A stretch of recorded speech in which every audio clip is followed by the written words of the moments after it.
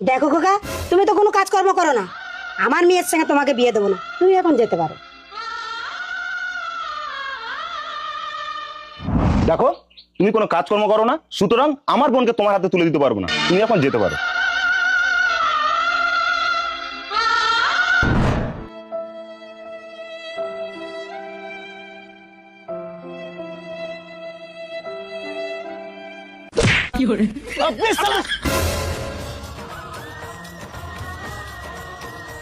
ভাই, আমরা ভিক্ষা করি বলে কি আমাদের বিয়ে হবে না?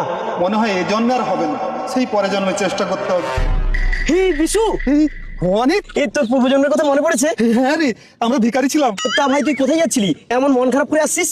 আর বলিস না ভাই, বিয়ে করতে গিয়েছিলাম, টাকা পয়সা কাজ বাজ নেই বলে কেউ আমাকে মেয়ে দিল না।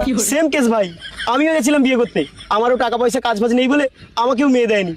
চল আমরা পূর্বজন্মের মতো আবার ভিক্ষা করা শুরু করি। তাই চল।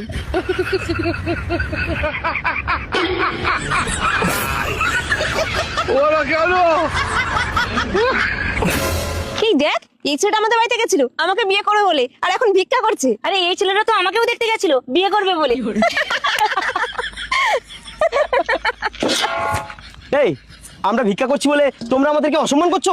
না, তোমাদেরকে সম্মান করব, এত বড় বড় ছেলে খাটতে পারো না?